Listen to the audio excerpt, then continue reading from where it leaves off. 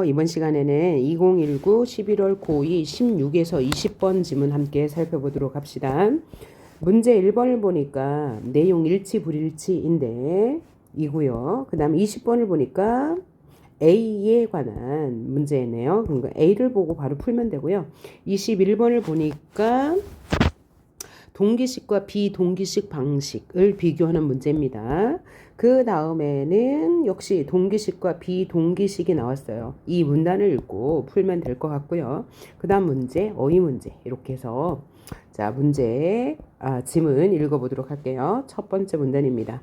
고속도로 이용 요금을 요금소에서 납부하는 방법은 여러 가지가 있다. 그중 전자요금 징수 시스템을 이용하면 차량이 달리는 중에 자동으로 요금 납부가 가능하기 때문에 편리하다. 그렇다면 전자요금 징수 시스템은 어떠한 과정과 방식으로 작동하는 걸까? 그러면 이 화제가 이거죠. 이 전자요금 징수 시스템의 과정과 방식에 대해서 설명하는 글이 될 거예요. 그럼 이 문단 읽어볼게요. 전자요금 징수 시스템이 작동하는 과정은 다음과 같다. 우선 차량이 요금소의 첫 번째 게이트를 통과할 때 차량 단말기와 첫 번째 게이트에 설치된 제1기지국 간의 통신이 일어난다. 그런데 우리 뒤에 있는 문제에서 가나 다 라 마를 그림으로 제시하고 가나다라 마의 과정을 물어보고 있으니까 우리 문제를 읽을 때 이렇게 구분해 가면서 읽으시면 되겠죠. 그리고 그 순서를 정확하게 이해하고 메모해 가면서 읽으면 될 거예요. 자, 그래서 첫 번째 과정이 뭐냐면 차량이 요금소의 첫 번째 게이트를 통과할 때 차량 단말기와 첫 번째 게이트에 설치된 1지국 간의 통신이 일어나요. 그리고 제1기지국은 차량 단말기로부터 전송받은 요금 징수 관련 데이터를 잃어버리지 않도록 임시 저장소에 보관하는 동시에 지역 요금소 ETC로 서버를 전송하고요. 이렇게 받은 지역 요금 ETC 서버는 이 데이터를 분석한 후에 도로공사 요금 정산센터의 서버로 전송해서 도로공사 요금 정산센터의 서버가 징수할 요금의 데이터를 찾도록 요청하면 찾아진 데이터는 다시 요금소 지역 요금소 ETC 서버를 거쳐 두 번째 게이트에 설치된 이 기지국을 경유하여 차량 단말기로 전송된다. 이때 데이터가 수신되면 차량 단말기를 통해 요금이 징수되며 그 후 요금 징수 결과 안내 표시기를 통해 운전자에게 안내된다라고 했는데 이 과정을 다시 한번 정리해 볼게요. 자, 차량이 첫 번째 게이트를 통과하면 차량 단말기와 첫 번째 게이트에 설치된 1지국 간의 통신이 일어나고 그 후에 이게 1번이죠. 차량 제1기지국은 차량 단말기로부터 전송받은 요금 징수 데이터를 임시 저장소와 함께 지역 요금소 ETC로 전송하면 이 ETC 서버는 도로공사 요금 정산센터로 전송해서 도로공사 요금 정산센터의 서버가 징수할 요금에 관한 데이터를 찾으면 이게 3번이네요. 찾아진 데이터는 다시 지역 요금 ETC를 거쳐 다시 3-1이에요. 얘가. 그리고 두 번째 게이트에 설치된 이 지국으로 경유하여 3-2 차량 단말기로 전송된다. 4-1이네요. 4-1, 4-2. 요 과정 봤죠? 그럼 얘를 가지고 문제를 바로 A에 관한 문제 풀어볼게요. 선지 1번 바로 봅니다. 차량 단말기에서 기지국으로 요금 징수 관련 데이터가 전송된다. 그대로 나와 있죠. 첫 번째 게이트를 통과할 때 단말기와 첫 번째 게이트에 설치된 1지국 간의 통신이 일어나고 이것을 즉 요금 징수 관련 데이터를 지역 요금소 ETC 그리고 임시 저장소에 보관하면서 지역 요금소로 전송한다라고 했으니까 맞는 말이고요. 2번 나 제1기지국에서 다 지역 요금 ETC 서버로 요금 징수 관련 데이터가 전송된다. 금방 한 말이고요. 선지 3번 마에서 제2기지국에서 가로 징수할 요금에 관한 데이터가 전송된다라고 했는데 자, 요거 자체는 맞죠? 그죠? 도로공사 요금정산센터에서 결국은 징수할 요금의 데이터를 차량 단말기로 전송하는 건 맞는데 바로 전송하진 않고 다와 말을 거쳐 전송이 되죠. 맞고요. 3번 했고 4번 다에서 라로 요금 징수 관련 데이터가 전송되고 맞고요. 다에서 마로 징수할 요금에 관한 데이터가 전송된다. 맞는데 다에서 마로 전송될 때는 제2지국을 경유하여 전송되죠. 어쨌든 결론은 맞습니다. 선지 5번 라에서 다로 징수할 요금에 관한 데이터가 전송되고 여기까지는 맞고요. 그 다음 라에서 가로 요금 징수 관련 데이터가 전송되고 된다고 하였는데 이 가는 차량 단말기잖아요. 차량 단말기에 전송되는 데이터는 요금 징수 관련 데이터가 아니라 징수할 요금에 관한 데이터죠. 그리고 라에서 가로 데이터가 바로 전송되는 게 아니라 다와 말을 거쳐야 되죠. 그래서 5번은 틀린 얘기가 되겠네요. 자, 그래서 우리 두 번째 문단까지 읽었는데요. 자, 문제를 보니 이것으로 풀 수 있는 문제가 19번 문제도 있어요. 전부 다는 아니지만 일단 맞는 것을 체크해 보도록 합시다. 19번의 선지 1번 전자요금 징수 시스템을 이용하면 요금 납부를 편리하게 할 수 있다라고 1문단에서 얘기했고요.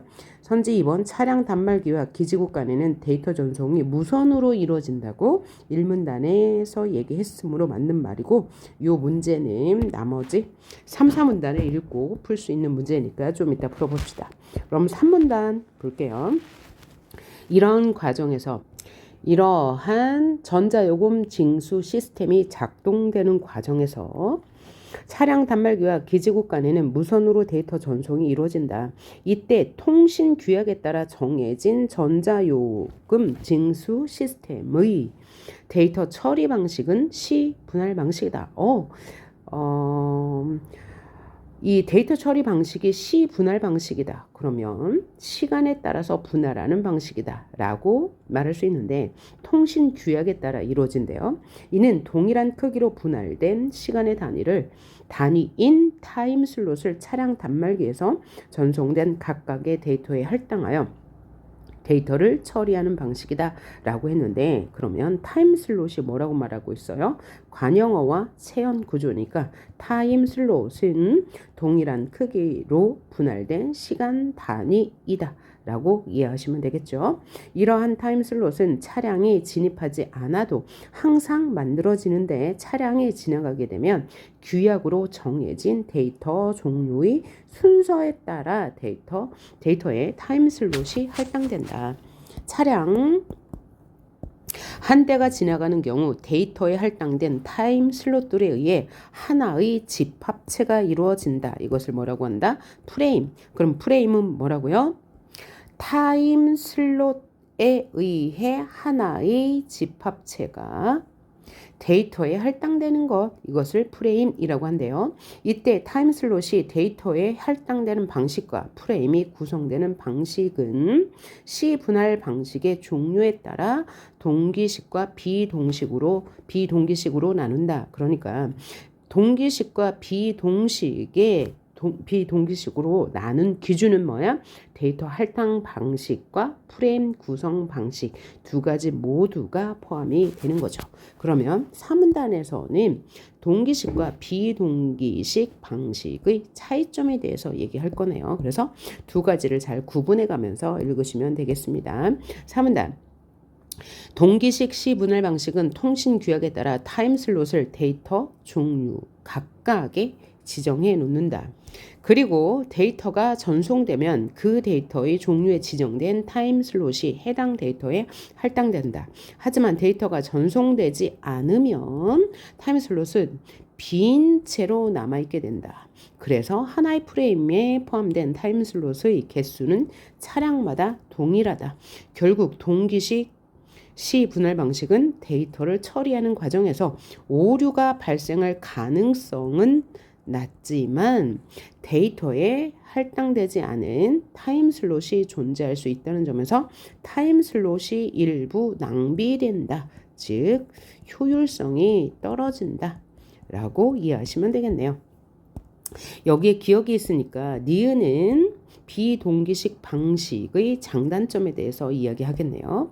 그 다음 5문단 비동기식 시분할 방식은 전송되는 데이터가 없는 경우 타임슬롯을 비워두지 않고 다음 순서에 해당하는 데이터에 타임슬롯이 할당된다. 이 얘기는 뭐냐면 데이터가 없으면 그 데이터를 비워두지 않고 다음 순서에 해당하는 데이터를 할당하니까 비어있는 데이터가 없고 다음 순서에 해당하는 데이터 타임슬롯이 할당되니까 정보를 구분하기가 좀 어려울 것 같네요.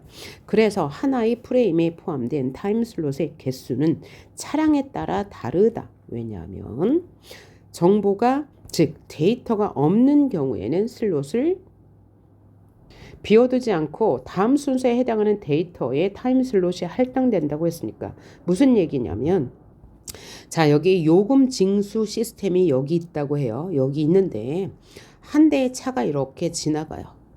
그럴 때 비동기식 분할 방식은 데이터가 없으면 이 차량에는 데이터를 할당하지 않아요. 그러니까 타임슬롯이 없는 거죠.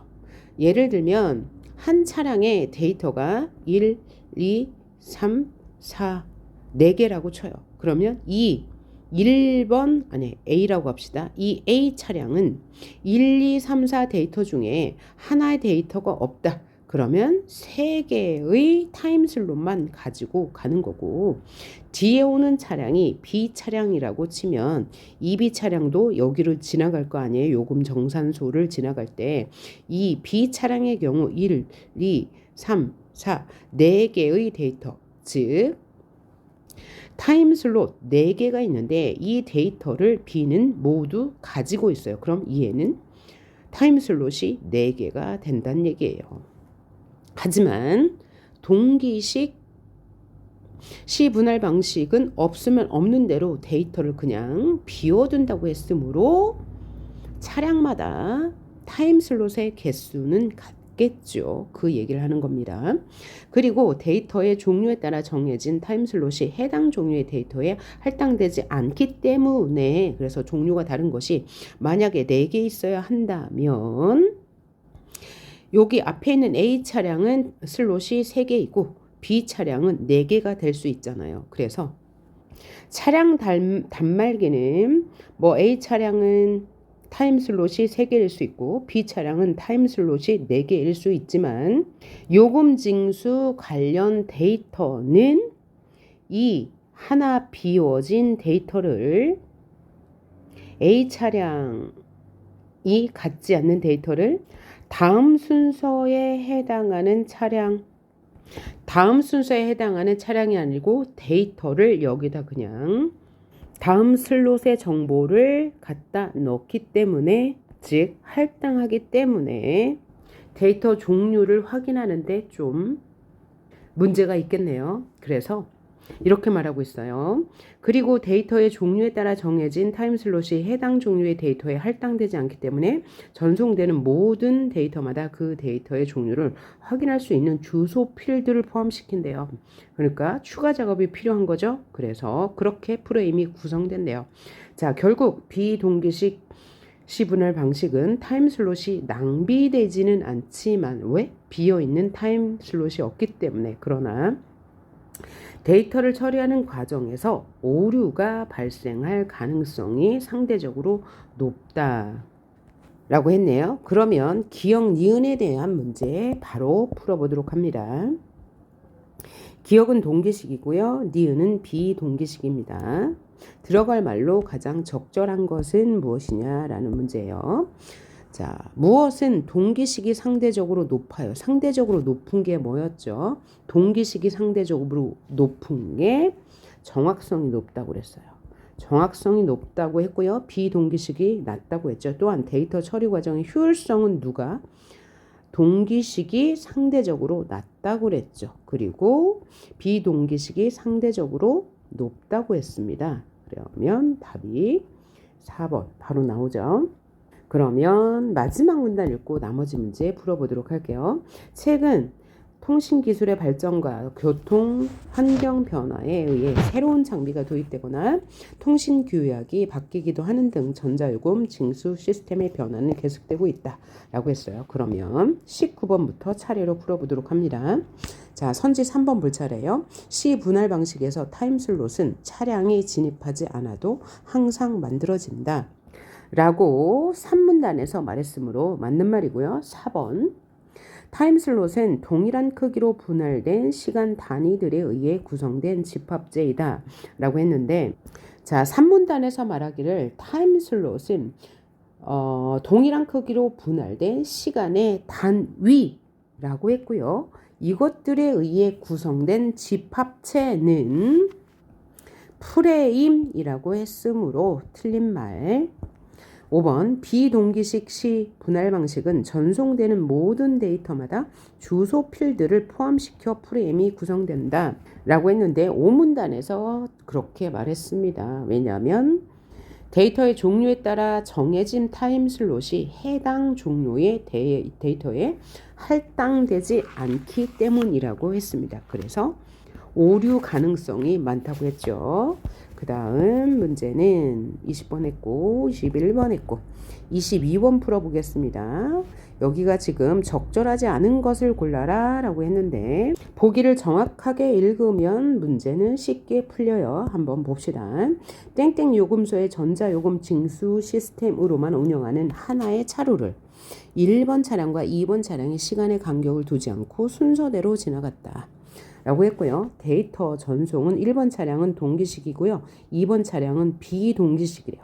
그럼 동기식과 비동기식을 구분하는 문제가 나올 거고, 통신 규약에 따라 정해진 내용을 1-1, 1-2, 1-3, 1-4에 따라 구분하고 있네요. 그러면 1, 2, 3, 4의 내용이 뭔지 확인하면 될 거고요.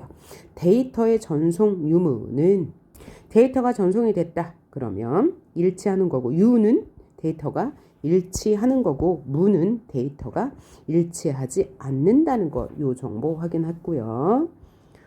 또 지문에서 말하기를 데이터 종류의 순서에 따라 데이터의 타임슬롯이 할당된다 라고 했으므로 타임슬롯의 흐름이 1, 2, 3, 4, 5, 6, 7, 8 나왔잖아요. 그러니까 1, 2, 3, 4는 1번 차량에 대한 내용일 거고 5, 6, 7, 8은 2번 차량에 대한 내용일 것이다. 요것을 캐치해야 했습니다. 왜냐하면 데이터 종류를 정해진 순서에 따라 타임슬롯이 할당된다고 했고요. TS가 타임슬롯이기 때문이고 또 앞부분에서 1번 차량과 2번 차량이 순서대로 지나갔다고 했으므로 이렇게 판단하셔야 되고요. 또 하나는 데이터 전송 유무가 일치하면 유, 종류에 해당하는 내용과 일치하면 유, 불일치하면 무라고 했으니까요. 봐봐요. 1번 차량은 타임슬롯 1, 2, 3, 4에 대해서 유라고 했어요. 그러니까 유라고 표시해두고 2번 차량은 무라고 표시했는데 여기서 또 하나 확인해야 할 것은 비동기식 시분할 방식은 데이터가 있는 거예요, 없는 거예요? 당연히 있는 거예요. 데이터가 없더라도 비워두지 않고 다음 순서에 해당하는 데이터에 타임슬롯이 할당된다고 했죠. 요거를 유념하면서 그럼 선지 판단해 보도록 합니다. 선지 1번 타임슬롯 2는 비워지는 타임슬롯으로 이는 1번 차량이 후불 카드를 사용하는 차량이 아니기 때문이다 라고 했는데 일단 동기식 시분할 방식은 해당 데이터가 없으면 비워둔다 라고 했으므로 맞는 말이고요. 1-2는 후불 카드를 사용함이라고 데이터가 존재하지 않는다 라고 했으므로 TS2는 무이다 라는 게 맞는 말이네요. 선지 2번 TS3과 TS7은 모두 차량 소유주와 카드 소지자가 일치하는지의 여부를 확인할 수 있는 타임슬롯이다. 그러면 TS3과 7을 보니 TS3이 차량 소유주와 카드 소지자가 일치하지 않는 데이터인 게 맞고요. 7은 역시 1, 2, 3 그죠? 두 번째 차량이니까 3에 해당하는 거 맞고요. 따라서 2번 선지도 맞는 말이 되겠네요. 선지 3번 TS4는 요금 감면 대상이라는 데이터가 담겨져 있다. 데이터4 요금 감면 대상 맞고요. TS8에는 요금 감면 대상이 아니라는 데이터가 담겨 있다. 맞네요. 자, TS4에는 1번 차량이 TS4에 해당하는데 U라고 했으니까 맞고요. TS8은 무라고 했으니까 사가 요금 감면 대상이 아니라는 데이터가 담겨 있는 게 아니죠. 왜냐하면 TS8은 비동기식 시분할 방식이므로 데이터가 있는 경우에만 타임슬롯이 해당되고요. 데이터가 없으면 다음 순서에 해당하는 데이터에 타임슬롯이 할당된다고 했으므로 타임슬롯 8에는 요금 감면 대상이 아니다라는 정보가 담겨있지 않고 다음 순서에 해당하는 데이터에 타임슬롯이 담겨 있을 거죠. 그렇죠? 그래서 이 동기식 시분할 방식과 비동기식 시분할 방식의 가장 큰 특징을 묻는 문제였네요. 그 다음 선지 4번 TS1을 통해서는 1번 차량이 정상적으로 진입했는지를 그럼 TS1은 차량이 정상적으로 진입함 맞네요. 그리고 TS7을 통해서는 2번 차량의 차량 소유주와 카드 소지자가 일치하는지를 그럼 7이니까 5, 6, 7이죠. 그럼 TS3에 해당하네요. 차량 소유주와 카드 소유주가 일치하는지 맞는 거예요. 그 다음 5번 TS5에는 차량이 정상적으로 진입한 것 TS5는 여기니까 TS1과 정보가 같을 거예요. 차량이 정상적으로 진입함 맞고요. TS6에는 후불 카드를 사용한다는 것에 대한 데이터가 담겨져 있을 것이다. 6에 해당하는 거니까 4, 5, 6 그럼 2에 해당하죠. 후불 카드를 사용한다. 이렇게 풀면 맞는 건데 이 문제에서 가장 중요한 키워드가 뭐였습니까? 지문에서 나온 차량이 지나가게 되면 규약으로 정해진 데이터의 종류의 순서에 따라 데이터 타임 슬롯이 할당된다. 요것을 꼭 가져왔어야지 이 문제를 풀 수 있었어요. 아니라면 이게 도대체 무슨 문제야 라고 당황할 수밖에 없었을 것 같습니다. 자, 그러면 마지막 문제, 어휘 문제 풀어봅니다. 밑줄 친 부분의 문맥적 의미가 A와 유사한 것은 이라고 그랬는데 A가 바로 나누어예요. 동기식과 비동기식으로 나누어. 그러니까 어떤 방법으로 나눈다, 어떤 성질로 나눈다 라는 뜻이죠. 그럼 1번 사과를 세 조각으로 나눈다는 실제로 물리적인 것으로 분리한다는 것이니까 분리한다는 의미니까 틀린 것이 될 거고 즉 하나를 세 조각으로 나누는 것이니까 틀린 것이 될 거고 2번 나는 그와 피를 나누었다는 같은 핏줄을 타고 나다라는 뜻이죠. 성질로 나눈 게 아니죠. 3번 학생들을 천군과 백군으로 나누었다는 그러니까 성질이 다른 것으로 나누었다라고 하니까 맞는 말이 되겠네요. 4번 두 사람이 서로 반갑게 인사를 나누었다는 인사를 주고받다는 뜻이므로 들리죠. 그들은 기쁨과 슬픔을 함께 나누었다. 그러니까 얘는 함께 했다라는 의미니까 틀린 말이 되겠습니다. 자, 우리가 오늘 이 지문을 통해서 특히 22번 지문을 볼 때 지문에서 꼭 알아야 하는 정보, 중요한 정보를 이 사례에 적용하지 않으면 문제를 풀 수 없다는 것 여러분 확인할 수 있었을 거예요. 그래서 이 보기를 볼 때 지문에서 가져와야 할 정보가 무엇인가 먼저 생각하고 선지를 판단해야지 이 문제를 풀 수 있었겠죠. 아, 이렇게 문제를 풀어야 하는구나 라고 생각했으면 되겠습니다. 수고하셨고요. 다음 지문은 우리 2018학년도 기술 지문 계속 풀어보도록 하겠습니다. 수고하셨습니다.